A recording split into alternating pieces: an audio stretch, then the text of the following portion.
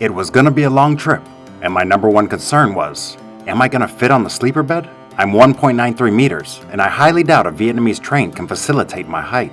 The following is my 16-hour journey from Danang to Hanoi. Wait until the end to see if I would recommend it or not.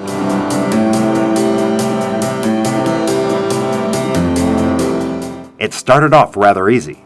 A bunch of people getting off the train, and about double that getting onto the train. I had to wait outside as my car wasn't yet a part of the train. I went to car number 9, found my sleeper bed, number 25, and set my bags down. Luckily, there was a sweet woman sitting next to me who was from Canada and spoke perfect English, along with her daughter. So, we exchanged some pleasant chit-chat and then tucked into our respective beds and played with our phones, although quite limited as the Wi-Fi didn't work the entire time. After about an hour of laying there listening to music, I got up to see what the different compartments look like on a Vietnamese train. I was staying in the first-class sleeper, which contains 4 beds in a small but doable air-conditioned room. I then took a walk from one end of the train to the other end to scope everything out.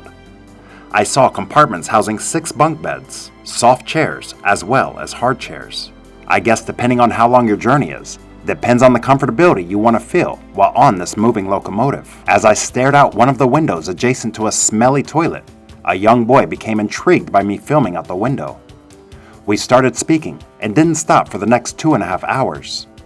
A sweet kid, only 15 years old, who was too shy to walk throughout the train, so I stepped up and became his big brother and showed him there was nothing to be afraid of.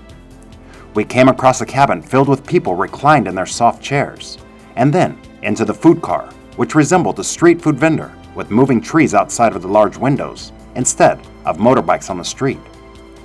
I got questioned about what I was doing with my camera, and so that was my signal to mosey out of there. After staring out of the window for another maybe 3 hours, I decided it was time to head back to my bed and rest up.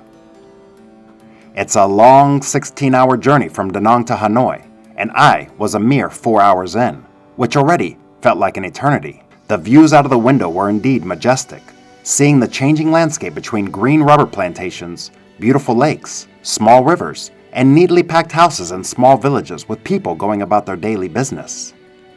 I hunkered down, and my friends from Canada had reached their destination, so I was given a new neighbor, one who wasn't much for talking.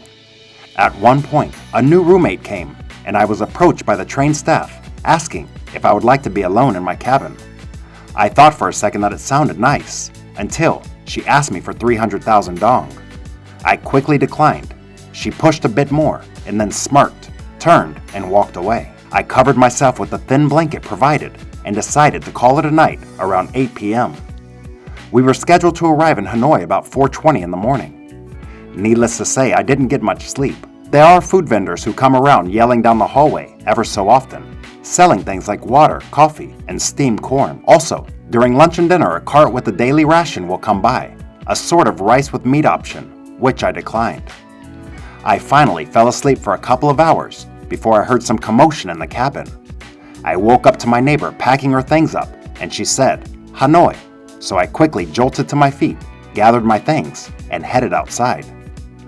All in all, it was definitely a memory to look back upon, but not one that I will be doing again anytime soon. Perhaps for a short distance, 2 to 3 hours, but anything more at my height, and you'll soon realize that it was a bad choice. Thanks for watching. Please hit that subscribe and like button for more content coming your way soon. If you'd like me to cover anything in particular, please let me know. Until next time.